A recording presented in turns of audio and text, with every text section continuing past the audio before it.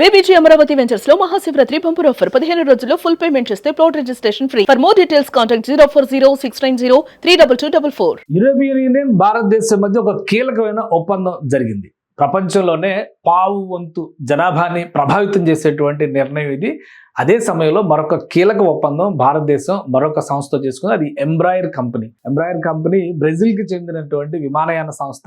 ప్రపంచవ్యాప్తంగా తనకంటూ ఒక ప్రత్యేకత దక్కించుకున్నటువంటి సంస్థ. భారతదేశం రాబోయేటువంటి రోజుల్లో పెద్ద ఎత్తున వైమానిక రంగాన్ని ప్రోత్సహించేటువంటి అవకాశం ఉంది. అందులో భాగంగానే దేశీయంగా విమానాల తయారీకి వచ్చేటువంటి వెసులుబాటుని కల్పించుకునే విధంగా ఈ ఎంఓయూ ఉంది. దీని ఫలితంగా మన దేశంలోనే విమానాలు తయారు చేసేటువంటి వ్యవస్థలు రాబోతున్నాయి త్వరలో. సో అవి ఎక్కడ రాబోతున్నాయి? దీనికి ఒక ఆసక్తికరమైనటువంటి సమాధానంగా నిలుస్తుంది. ఈ ఒప్పందం తర్వాత విమానాల ఉత్పాదకతకు సంబంధించి లేదా వాటి నిర్మాణానికి సంబంధించి మేక్ ఇన్ ఇండియా నినాదాన్ని నిజం చేసేటువంటి నిర్ణయం ఆంధ్రప్రదేశ్ ను వరించబోతోందా? ఈ చర్చ నడుస్తుంది. ఎందుకంటే ఈ రేస్ లో ఆంధ్రప్రదేశ్, గుజరాత్ మాత్రమే ముందున్నాయి. ఈ రెండు రాష్ట్రాలు కూడా విమాన నిర్మాణానికి సంబంధించినటువంటి ఫ్యాక్టరీని తమ రాష్ట్రంలో ఏర్పాటు చేసేందుకు తీవ్రంగా ప్రయత్నం. అసలు ఈ ఎంబ్రాయిర్ గ్రూప్ ఏంటి, ఈ ఒప్పందం సారాంశం ఏంటి, దీని వల్ల కలిగేటువంటి ప్రయోజనాలు ఏంటి ఒకసారి విశ్లేషించే ప్రయత్నం చేద్దాం. ఇది కేంద్ర పౌర విమానయాన శాఖ మంత్రి రామ్మోహన్ నాయుడు చేసినటువంటి ట్వీట్. ఇంగ్లీష్, తెలుగు రెండింటిలో కూడా చేశారు. ఆయన చేసినటువంటి అంశం సారాంశాన్ని ఒకసారి మనం చూస్తే కనుక ఎంబ్రాయిర్ అదానీ గ్రూప్ మధ్య జరిగిన కీలక ఎంఓయూ ఒప్పంద కార్యక్రమానికి అధ్యక్షత వహించడం గౌరవంగా భావిస్తున్నాను. భారతదేశంలో regional transport air craft ecosystem అభివృద్ధికి ఇది వ్యూహాత్మక భాగస్వామ్యం. గౌరవ ప్రధానమంత్రి గారి ఉడాన్ దార్శనికతతో, ఉడాన్ అంటే ఎగరడం, ఉడాన్ యోజనను తీసుకొచ్చారు కదా. ఉడాన్ దార్శనికతతో ముందుకు సాగుతున్న ఈ సహకారం ప్రాంతీయ వైమానిక కనెక్టివిటీ కోసం ఎండ్ టు ఎండ్ స్వదేశీ పరిష్కారాల నిర్మాణంలో కీలకంగా నిలుస్తుంది. దేశీయ విభాగాల తయారీ, ఎంఆర్ఓ సేవల భాగస్వామ్యం. అంటే ఎంఆర్ఓ అంటే maintenance, repair and overhaul services అన్నమాట. విమానాలకు సంబంధించినటువంటి నిర్వహణ బాధ్యతలు ఇవి ద్వారా మేక్ ఇన్ ఇండియా లక్ష్యాన్ని బలపరుస్తూ గ్లోబల్ ఏవియేషన్ సరఫరా చైన్లో భారత్ పాత్రను మరింత శక్తివంతం చేస్తుంది ఈ ఎంఓయూ అని చెప్పని చెప్తున్నారు రామ్మోహన్ నాయుడు గారు. ఇది దానికి సంబంధించినటువంటి meeting, strategic collaboration and regional transport aircraft in India. So అది Embraer and Adani defence and aerospace కి సంబంధించినటువంటి కంపెనీతో ఈ భాగస్వామ్య ఒప్పందం జరిగింది. దానికి సంబంధించినటువంటి దృశ్యాలు ఇవి. దీని ఫలితంగా ఏం జరగబోతుంది అంటే రాబోయేటువంటి రోజుల్లో విమానయాన రంగం మరింతగా పెరగబోతుంది. దేశంలో 300 విమానాశ్రయాలు నిర్మించాలని ఉన్నటువంటి విమానాశ్రయాలు ఎన్డీఏ గవర్నమెంట్ వచ్చేసరికి బహుశా 70-80 ఉన్నాయి. వాటిని ఇప్పటికే 150కి తీసుకెళ్లారు. వాటిని 300కి తీసుకెళ్లడం, ఉన్నటువంటి విమానాశ్రయాల వసతులు, వనరులు పెంచడం. ఎందుకంటే ఈ దేశంలో రోజుకి 5 లక్షల మంది విమానయానం చేస్తున్నారు. కానీ 140 కోట్ల జనాభా ఉన్న దేశం మనది. కాబట్టి కనీసం ఒక 50 లక్షల మంది అయినా కానీ విమానయానంలో ప్రయాణం చేయాల్సినటువంటి అవసరం ఉంది. ఎందుకంటే అంత వేగంగా ప్రపంచం పరిగెడుతుంది. దానికి తగ్గట్టుగా భారతదేశం సంసిద్ధం కావాల్సినటువంటి అవసరం ఉంది. ఇక్కడ ఆర్థిక స్థితిగతులు పెరగాలి. ఇక్కడ రవాణా రాకపోకలకు సంబంధించినటువంటి అధునాతన వ్యవస్థలు రావాలి. ఈ సంకల్పంతో కేంద్రం పనిచేస్తుంది. ఉడాన్ యోజన సారాంశం కూడా అదే. అలానే అగ్రికల్చరల్ ఉత్పత్తుల దగ్గర నుంచి మానవ ప్రయాణాల వరకు అన్నిటిని ఇందులో భాగం చేయాలని సంకల్పిస్తుంది. అందులో భాగంగానే ఇప్పుడు ఈ ఒప్పందం చాలా కీలకమైనటువంటి దశగా రామ్మోహన్ నాయుడు చెప్తున్నారు. అలానే దీనికి సంబంధించి ఒక ట్వీట్ ఎంబ్రాయిర్ సంస్థ కూడా చేసింది. Embraer and Adani defence and aerospace announced a strategic partnership to establish regional transport aircraft ecosystem in India. అది వీళ్ళు చెప్పినటువంటి అంశం. ఇందులో ఒక ఫుల్ న్యూస్ రిపోర్ట్ కూడా ఇందులో ఇచ్చారు. ఈ ఫుల్ న్యూస్ రిపోర్ట్ కూడా ఒకసారి ఓపెన్ చేసి మనం చూస్తే కనుక ఈ ఒప్పందానికి సంబంధించినటువంటి అంశం అనమాట. అంటే ఈ స్ట్రాటజిక్ అగ్రిమెంట్ వల్ల కలగబోయేటువంటి ప్రయోజనాలు ఏంటి అనేది వాళ్ళే ఒక న్యూస్ మీడియా సెంటర్ కింద ఎంబ్రాయిర్ అఫీషియల్ వెబ్సైట్ లో పొందుపరిచింది. ఈ ఒప్పందానికి సంతకాలు చేస్తున్నటువంటి దృశ్యాలు, వాటి తర్వాత ఇందులో ఉన్నటువంటి కీలకమైనటువంటి మరొక అంశం మనం ఇందులో చూడాల్సింది ఏంటంటే memorandum of understanding to develop and integrated regional transport aircraft ecosystem in India. The companies aim to collaborate on opportunities in aircraft manufacturing, supply chain, aftermarket services and pilot training. So 4 అంశాలుగా ఈ ఒప్పందాన్ని మనం చూడాల్సి ఉంటుంది. Air craft manufacturing అంటే ఇక్కడ విమానాలను తయారు చేసేటువంటి అంశం, వాటిని సప్లై చేసేటువంటి విధానం అంటే అమ్మేటువంటి విధానం, తర్వాత వాటి మెయింటెనెన్స్, అలానే దానికి కావాల్సినటువంటి మానవ వనరులు. ఎందుకంటే పైలట్లే రన్ చేయాలి కాబట్టి వాటికి శిక్షణ కార్యక్రమాలు, వీటన్నిటిని కూడా ఈ 4టిని ఇంటిగ్రేట్ చేస్తూ ఈ ఒప్పందం జరిగింది. దీనివల్ల రాబోయేటువంటి రోజుల్లో భారతదేశంలో వైమానిక రంగంలో పెద్ద ఎత్తున ఉద్యోగ ఉపాధి మార్గాలు పెరగడంతో పాటు ఆర్థిక లావాదేవీలు కూడా పుంజుకునేటువంటి అవకాశం ఉంటుంది. The collaborative industrial partnership will aim to establish an assembly line followed by a phased increase indigenization to advance to India's regional transport aircraft program in alignment with the Atmanirbhar Bharat initiative and the Udan regional connectivity vision. అంటే ఇది వాళ్ళ official website, ఇది ఎన్డీఏది కాదు, కేంద్ర ప్రభుత్వం కాదు, లేదా అదాని గ్రూప్ది కాదు, ఇది ఎంబ్రాయిర్ గ్రూప్ ఇచ్చినటువంటి నోట్. అందులో క్లియర్ గా భారతదేశం ఈ ఉడాన్ యోజన అనేటువంటి స్కీమ్ ను వినియోగించుకోవడం ద్వారా రీజనల్ కనెక్టివిటీని, regional transport air craft system ని బిల్డ్ చేసేటువంటి దానిలో భాగస్వామ్యం అవుతున్నాం అని చెప్పి వాళ్ళు నేరుగా అనౌన్స్ చేశారు. అంటే ఇది రాజకీయ కోణంలో చూడాల్సింది కాదు, డెవలప్మెంట్ ఆస్పెక్ట్ లో అర్థం చేసుకోవాల్సింది. అసలు ఈ ఎంబ్రాయిర్ ఏంటి, ఈ ఎంబ్రాయిర్ గోల్ ఏంటి అనేది కూడా మనం ఒకసారి చూడాల్సినటువంటి అవసరం ఉంది.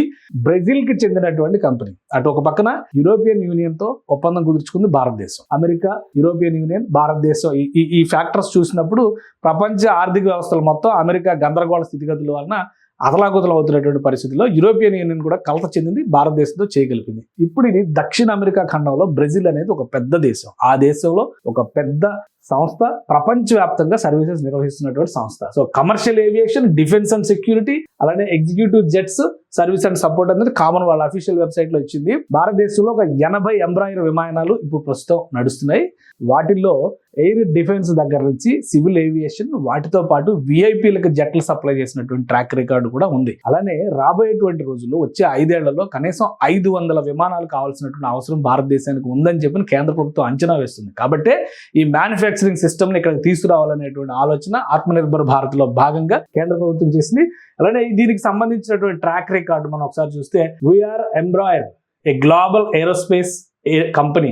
సో ఇందులో వీళ్ళు చెప్పినటువంటి ఒక మాట ఆసక్తికరంగా ఉంది ఏంటంటే, with over 55 years of aeronautical expertise and culture of excellence focused on safety, quality and sustainability, we are shaping the future of air mobility. అంటే విమానయాన రంగాన్ని ఏ విధంగా మలుస్తున్నారు అనేది ఒక సింగిల్ సెంటెన్స్ లో చెప్పేశారు. సో వీళ్ళ ట్రాక్ రికార్డ్ కూడా ఒకసారి మనం చూడాల్సినటువంటి అవసరం ఉంది. కాబట్టి 55 ఏళ్ల ట్రాక్ రికార్డు, ప్రస్తుతం 100 దేశాల్లో సర్వీసెస్ ఇస్తున్నటువంటి సంస్థ ఈ ఎంబ్రాయిర్. ప్రతిష్టాత్మకమైనటువంటి భారీ విమానాలు తయారు చేసినటువంటి ట్రాక్ రికార్డు ఉంది ఈ ఎంబ్రాయిర్ కి. సో ఇక్కడ 2 విషయాలు మనం గుర్తుపెట్టుకోవాలి. ఎంబ్రాయిర్ ట్రాక్ రికార్డు, ఎంబ్రాయిర్ గురించి భజన బాగానే ఉంది, కానీ మనకు వచ్చేది ఏంటి అని చెప్పనంటారు. దాని గురించి కూడా మనం డిస్కస్ చేద్దాం. ఇది ఎంబ్రాయిర్ కి సంబంధించినటువంటి హిస్టరీ అన్నమాట. వీళ్ళు ఒకసారి చూడండి, Embraer maintains a strong global presence operating across multiple continents and serving clients in diverse international markets. ఇది వాళ్ళ మార్కెట్ రీచ్. సో అన్ని ఖండాల్లో ఎగ్జిస్టెన్స్ ఉంది, ఆల్మోస్ట్ అన్ని ఖండాల్లో ఎగ్జిస్టెన్స్ ఉంది. ఇటు అమెరికా, ఉత్తర అమెరికా, దక్షిణ అమెరికా, అమెరికా దేశం ఇది, మెక్సికో, ఇక్కడ చూస్తే ఇది బ్రెజిల్, ఇక్కడ స్టార్టింగ్ పాయింట్ 1.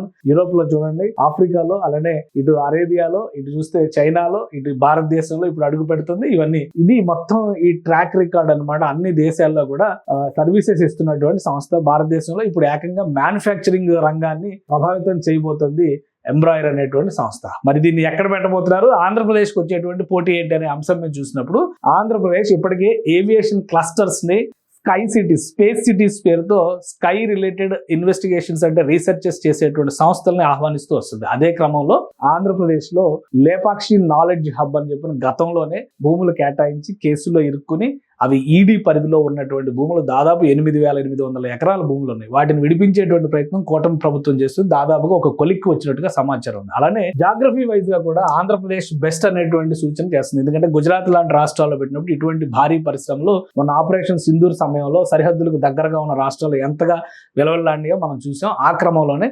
జియోగ్రాఫికల్ గా ఆంధ్రప్రదేశ్కి ఒక అడ్వాంటేజ్ ఉంటుంది. పైగా లేపాక్షి నాలెడ్జ్ హబ్ అనేది దక్షిణ భారతదేశానికి సెంట్రల్ పాయింట్ గా ఉంటుంది. ఇది ఇటు బెంగళూరు ఏరోస్పేస్ రీసెర్చ్ కి, భారతదేశానికి aerospace research capital of India ఏదైనా ఉందంటే అది బెంగళూరు అని చెప్పేటువంటి పరిస్థితి ఉంటుంది. కాబట్టి ఇటు బెంగళూరుకి దగ్గర, దక్షిణాది నుంచి చూసినప్పుడు ఇటు బెంగళూరుకి దగ్గర అవుతుంది, ఇటు చెన్నైకి దగ్గర అవుతుంది. ఇక్కడ తిరుపతిలో ఏరోస్పేస్ సిటీస్ ని డెవలప్ చేస్తున్నారు, ఇస్రో ఇక్కడ ఉంది. దీనికి ఆ విధంగా చూసినప్పుడు ఇటు కూడా దగ్గర అవుతుంది, ఇటు హైదరాబాద్ కి దగ్గర అవుతుంది.